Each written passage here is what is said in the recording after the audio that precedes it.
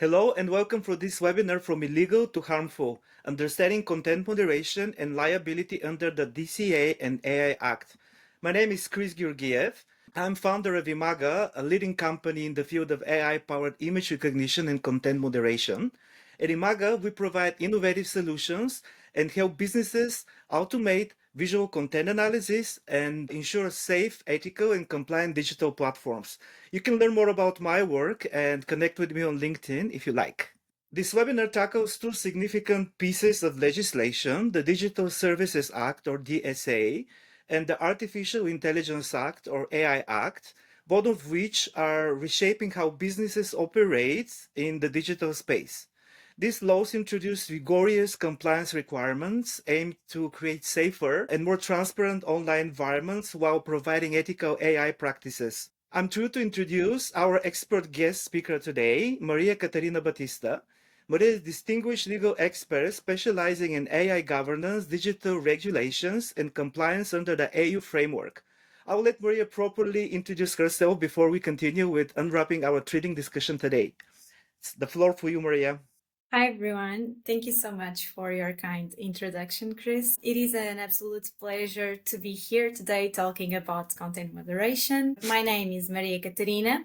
I am a legal consultant with a master's degree in law and technology. I am also a certified data protection officer through the European Center of Privacy and Cybersecurity, as well as certified Privacy implementer. Awesome, thank you so much. Together today, we'll explore the implications of these regulations, best practices for compliance, and strategies for navigating the challenges businesses face today. So let's jump straight to our conversation. My first question will be, what are the Digital Services Act and the Artificial Intelligence Act actually, and why they're important for your organization? Okay. To start with, it's important to understand what is the Digital Services Act, also known as DSA, and the Artificial Intelligence Act, the AI Act. These are two groundbreaking regulations designed to face economic challenges and opportunities of our fast-moving digital economy. So they are here to set the rules for how technology interacts with users in our daily lives. And these regulations are here to protect us and to promote also innovation. First, we have the DSA. That is the regulation about making the online world safer, fairer, and more transparent. It focuses on regulating intermediary service providers, such as online platforms, across the European Union. But what does it mean? So, the DSA introduces new rules to speed up the removal of illegal content, like hate speech or counterfeit goods. It is also required by the DSA that platforms are more transparent about how they target users with ads and how their algorithms recommend content.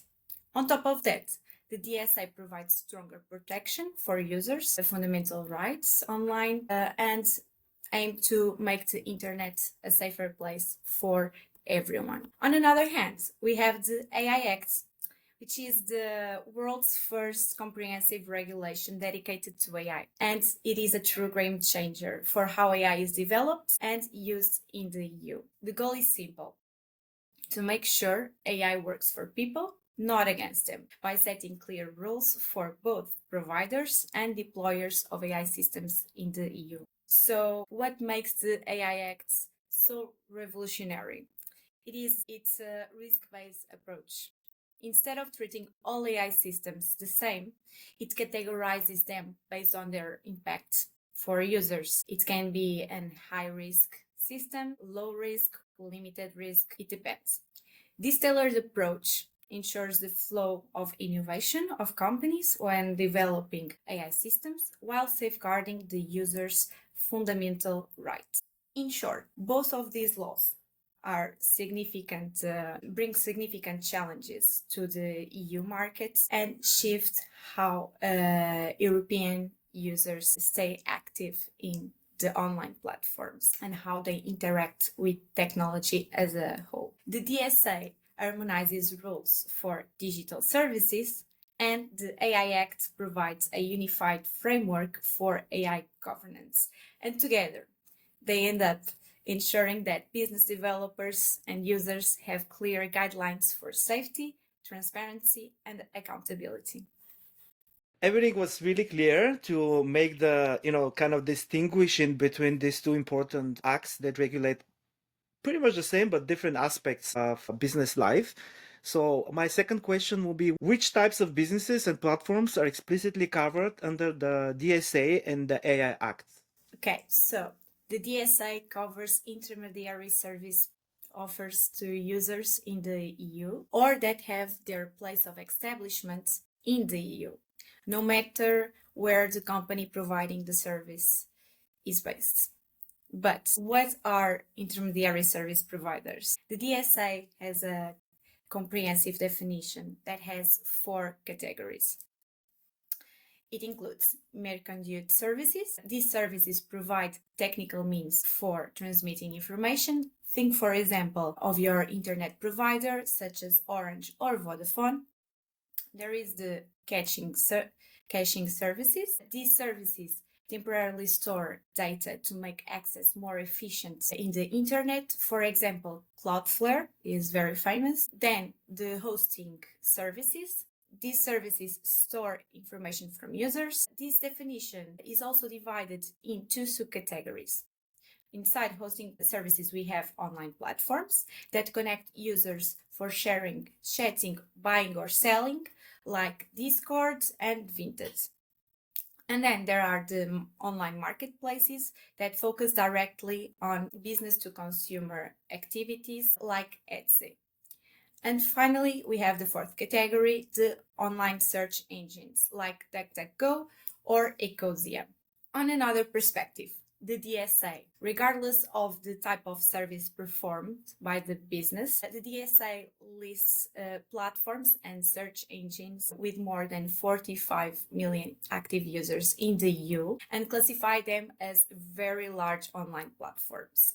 For example, we have Facebook, YouTube, Amazon, and very large online search engines like Google and Bing. These designations are actually very important because the DXA places specific obligations for them and places these platforms under amplified regulatory scrutiny due to their substantial influence on people's life, public discourse, and access to information.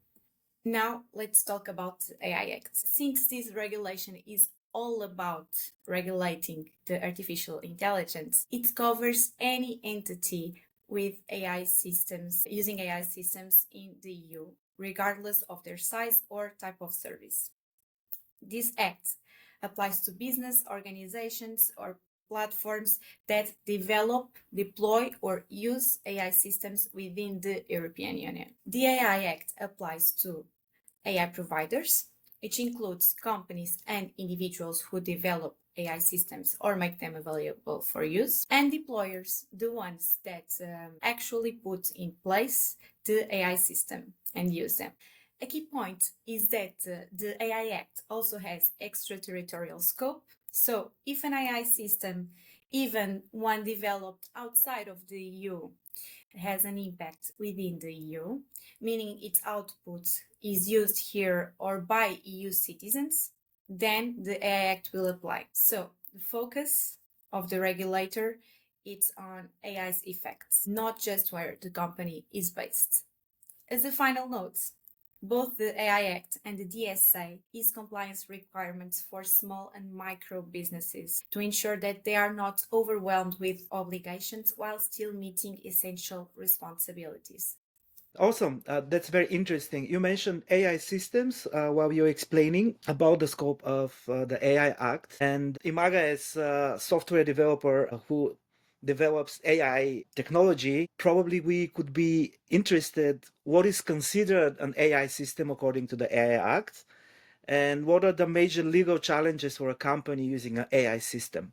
Okay, so literally, an AI system, according to the European legal community, is a machine-based system that is designed to operate with varying levels of autonomy and that may exhibit adaptiveness after deployment, and that infers from input it receives how to generate the outputs, such as predictions, content recommendation, decisions that can influence physical or virtual environments. For example, Imaga, or you can think of a Netflix show that is presented to you based on your preferred movies. This was done by using an AI system. So the AI Act recognizes this transformative potential of these AI systems, but it also acknowledges the risks they pose, which can lead to several legal challenges. But I'm gonna name a few. One of the main legal challenges for companies is the inherent complexity of these systems and AI models, which often result in difficulty in showing in a transparent way to users and to explain to them how the model works. This challenge makes it very difficult for companies to comply with the requirements of the explainability from the AI Act. So also, due to the complexity of the models, there are many issues related to errors and biased decisions, and it's very hard to tackle these issues and correct the models. So that's also a big challenge, the consequences of such errors. And it's also very interesting to mention that there are various lawsuits concerning copyright implications of AI generated outputs. These numbers are growing. These legal disputes often center on concerns that AI systems trained on large data sets such as open source repositories, they could unintentionally replicate proprietary and copyrighted material. And finally, another issue that I see is that due to the lack of AI literacy, employees in companies have been using tools like ChatGPT and Copilot, but they may face some issues related to confidentiality and intellectual property, leading to the exposure of critical business information. So it's very important that companies are well trained, their employees are well trained with AI literacy programs. This is really important information, especially in this age when I believe almost every employee is tempted to aid their work with ChatGPT, and hopefully not too sensitive information is shared online. But does the AI Act apply to all AI systems, actually? The answer is no. The AI Act uses a risk-based approach, as I mentioned, to regulate AI systems, and it's structured like a pyramid with low risk at the bottom and privated AI systems on top.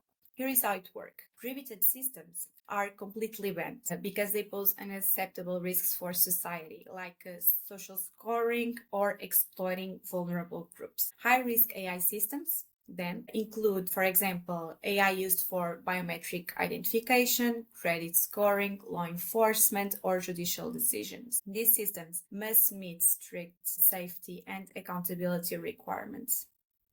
Then we have limited risks AI systems.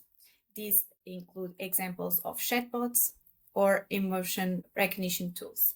These systems have transparency obligations, such as letting users know that they are interacting with an AI system. And finally, we have the low-risk AI systems, and these fall totally outside the scope of the AI Act, but they are still under other specific existing laws.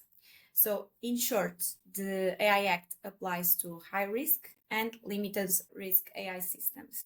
An example that I would like to share with you that you probably know, it's the Cambridge Analytica scandal. Okay, this is a very famous situation that exemplifies how improper use of AI systems on online platforms can lead to significant societal harm and the need for robust regulation.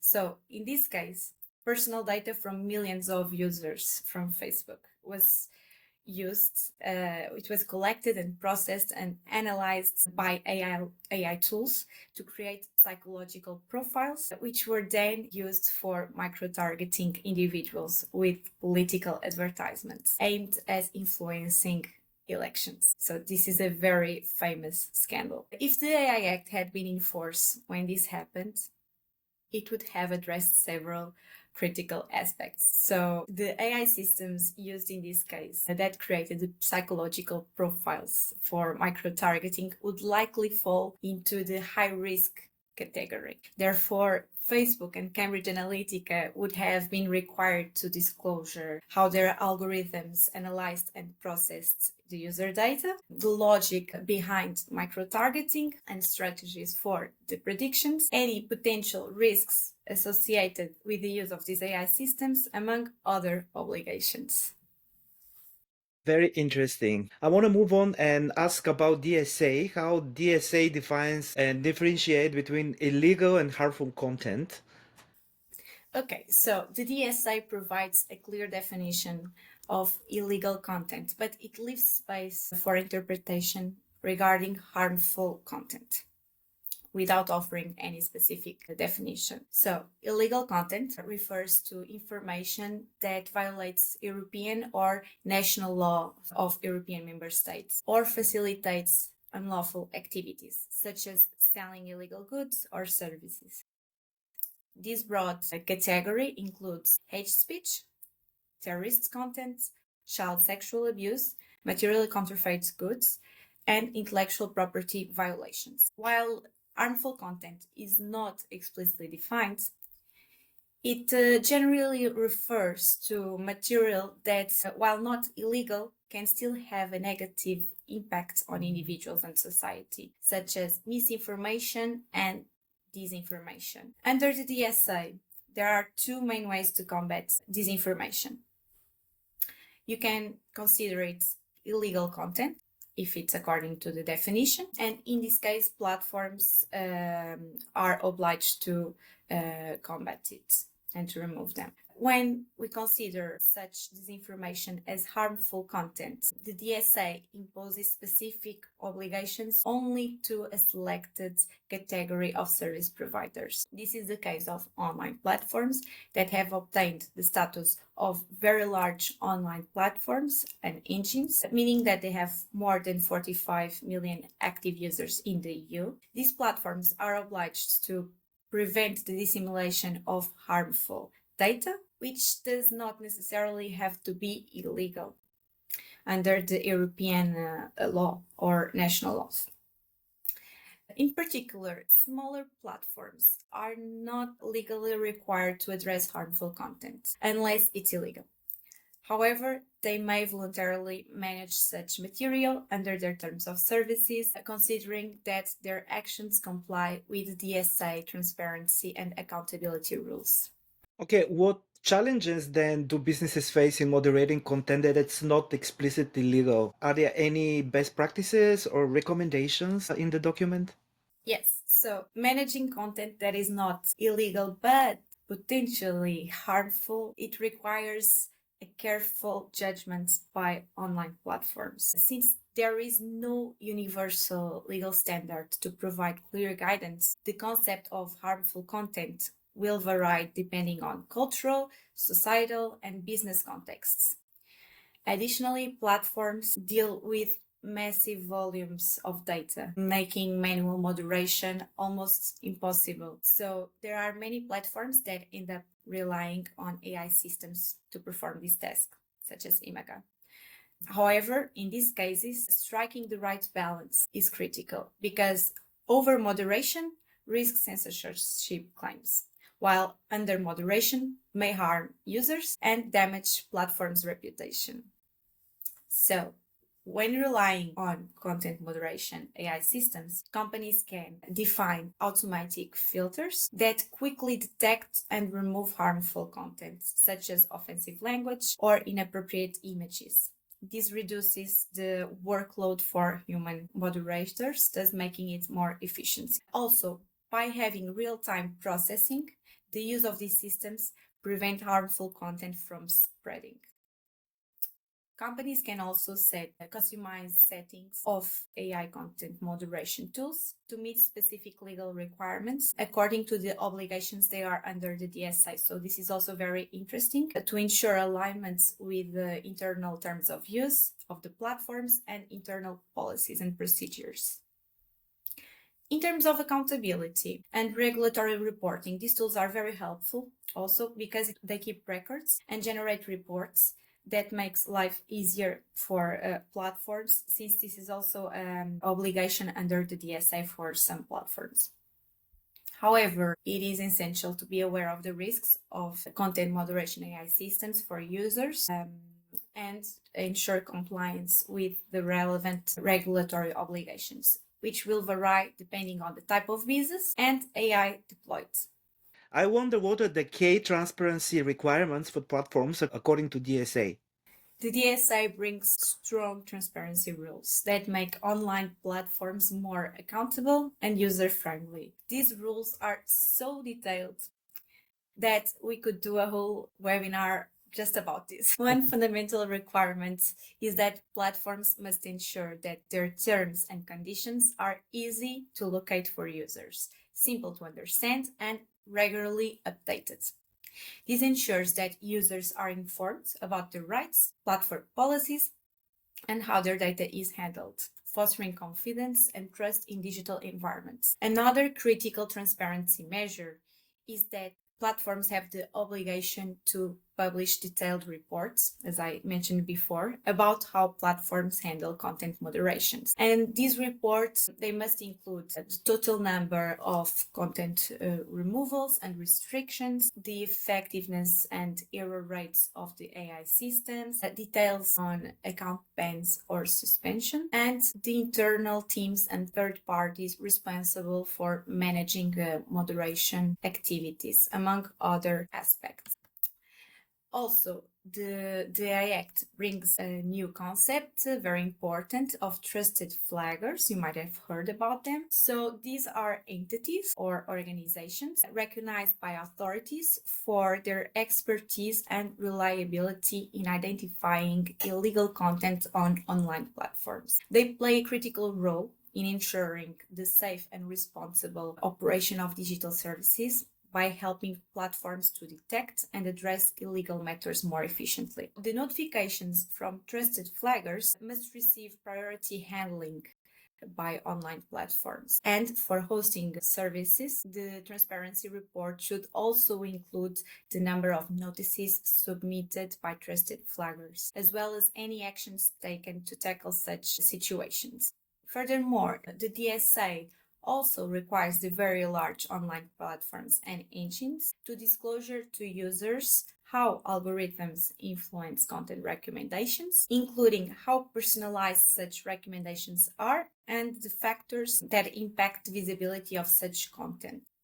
Also, they should provide detailed information about targeted advertising, specifying who funded the targeting advertisements, the criteria used, and why the specific user was shown such particular ads.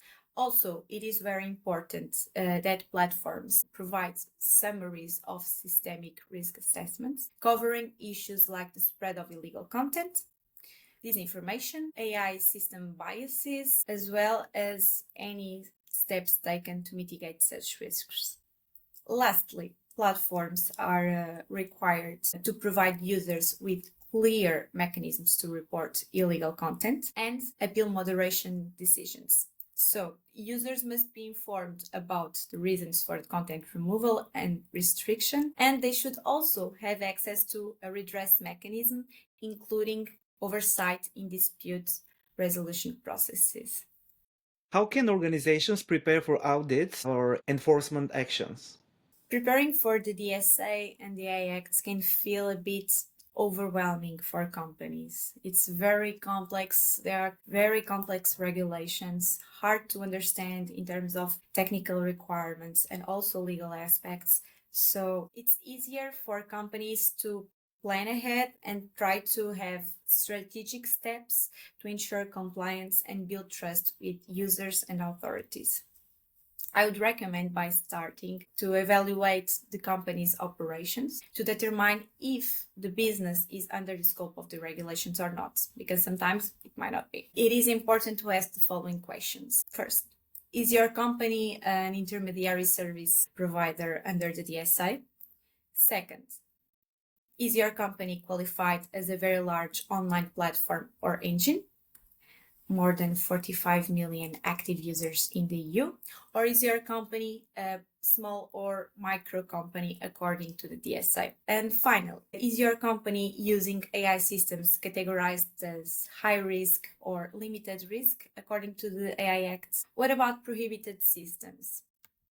So I think that these three questions are very important to begin with. After after you know your position in terms of regulations, it is time to prepare and to act. So broadly speaking, companies should set key processes such as procedures for transparency reporting, risk assessments, data governance frameworks, procedures for user notifications. Companies should also try to be proactive and maintain detailed records of compliance, such as records of risk assessments, as well as risk mitigation measures implemented. These are very critical because once there is an actual audit, they can show and demonstrate the compliance actions taken so far.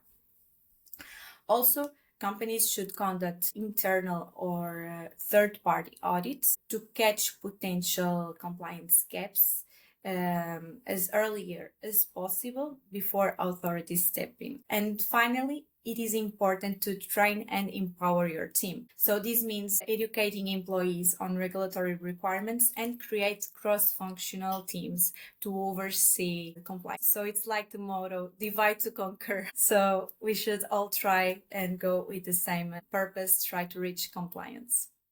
By taking a systematic and proactive approach and introducing accountability to the company's culture, compliance programs can start to be implemented and risks for the company can be minimized.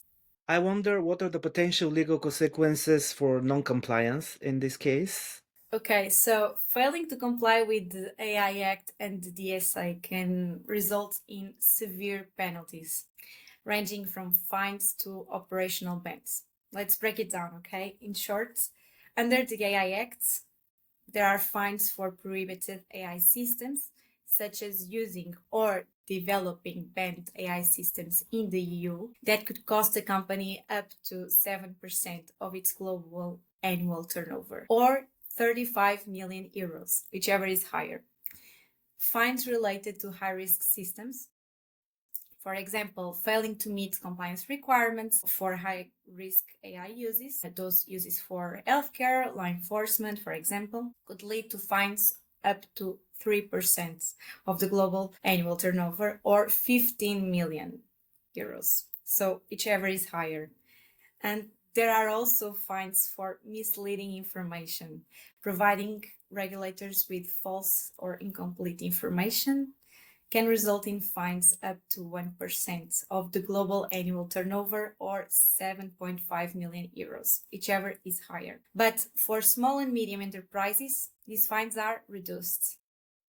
But however, the potential financial and reputational damage, it remains very significant. Beyond fines, authorities can demand non-compliant AI systems to be withdrawn from the market or restricted. Using the EU can be restricted.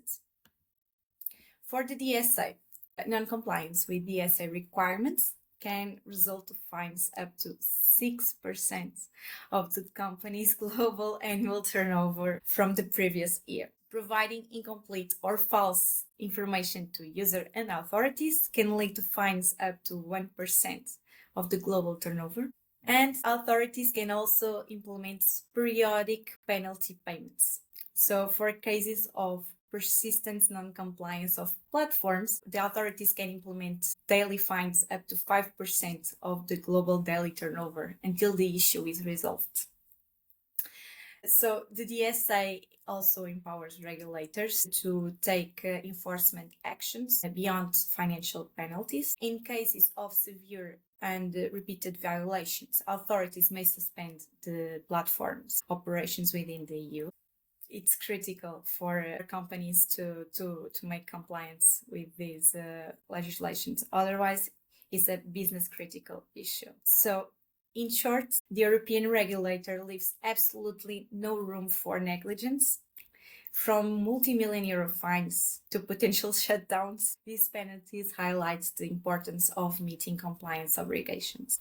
Wow, it looks like the fines are pretty significant, not just for big companies, but for the small companies as well. Does the DSA require platforms to proactively detect and remove content, or is just an emphasis on responding to flagged content? So, the DSA makes it clear intermediary service providers are not required to monitor content or to actively search for illegal material. Okay, there is an article stating exactly this. So, instead, the focus of the regulation is on responding to the flagged content and ensuring that effective and transparent mechanisms are in place to address illegal and harmful risks. Okay, it's all about accountability. This allows intermediary service providers to stay neutral while offering their services in a technical, automatic, and more passive way without taking such a harsh role in content moderation to allow the freedom of expression. However, the DSA includes a principle called the Good Samaritan principle, which ensures that platforms are not penalized for taking proactive steps to address illegal content or harmful risks in platforms. This principle means that platforms are not held liable for illegal generated content as long as they fulfill their responsibilities promptly, addressing the flagged content by trusted flaggers, for example, as I mentioned before, and acting in good faith when voluntarily removing harmful content. So these are key elements. So intermediary service providers are exempt from liability if they act properly. For hosting providers, it is very interesting to talk about the notice and action mechanisms. These platforms, such as online platforms and marketplaces, must have user-friendly systems for reporting illegal content, and platforms should respond and act promptly. They must also notify the users about the actions taken. We also discussed this before, but in short, this is also very important about removing content. We need to act promptly. It's a legal requirement. And lastly, there is the obligation of reporting serious offenses. There are also certain situations when platforms should report to the authorities suspected criminal activities. However, this must be done with total respect for user rights and following specific procedural safeguards.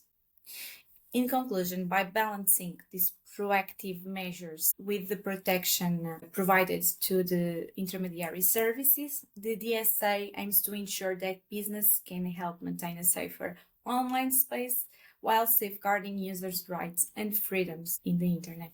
This is very interesting. The AI environment is changing so fast these days, so I wonder, how do you foresee these regulations evolve over the next few years? And are there any upcoming legal trends that organizations should prepare for now?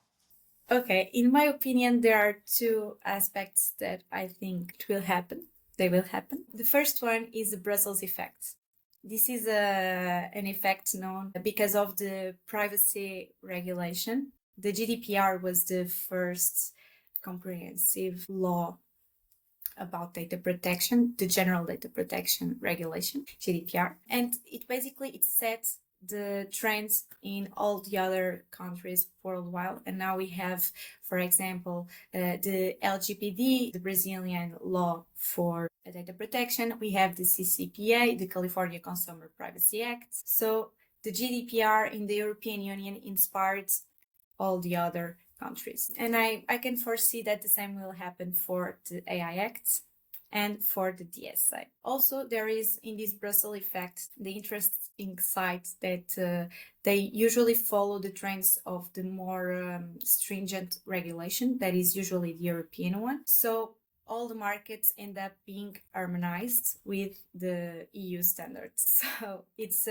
good because companies are compelled to align with EU regulations to maintain market access, even though they may not be under the DSA or AI Acts. But to avoid costly adjustments later on, or to avoid losing access to the market, they end up immediately trying to implement compliance with the EU regulations, leading to the harmonization clause across global across global markets. And the other impression that I have is that both the DSA and the AI Act, they have annexes and instances that are supposed to be updated. For example, the list of large online platforms and search engines, they are supposed to be updated, and the AI Act also is supposed to keep updating the prohibited systems. So these regulations are going to be constantly updating, and companies must be aware of these updates and keep studying and keep the awareness, because it's going to be a continuous work in progress to have compliance with these regulations due to the developments in technology. Also, these regulations might broaden the scope to include any new technologies. Very, very interesting. I'm kind of proud and excited that actually Europe is leading the way for innovation when it comes to regulating AI, especially in this time and age. Actually, I'm based in Korea, and really interesting development here. Last year, at the end of the year, they approved their Korea Basic AI Act, which will be enforced in 2026, totally inspired by the AI European Union AI Acts. I think it's 16 different parts regulating AI, including the most recent developments in the AI. So I'm really excited to see how this develops. And when it develops, it creates a little bit of trouble for the companies involved in the ecosystem and developing such systems. So it's not easy on us, but at the end of the day, it's really important because it tackles the safety and the well-being of a lot of people. So as a startup at Imaga, we try to do good and to use our technology for good. So it's an important part of what we do, and that's the reason we are heavily invested into content moderation and trying to make people's life better by not exposing them to harmful, illegal, and stressful content. Thank you, Maria, so much for this interesting discussion. Hope this is not going to be our last one. I really enjoyed it. I learned a lot. I actually realized that I have some gray areas that I need to, study a little, but it's very informative, and I hope that everybody who is watching this is going to be kickstart their learning into content moderation and the regulation behind it, especially if you're a company who is developing such a system, or you're a platform that needs to comply with these requirements, especially if you work in the European Union or provide services into the European Union. Thank you so much, and hope to see you next time. Bye bye. Thank you so much, Chris. Thank you. Awesome. Hope to see you soon.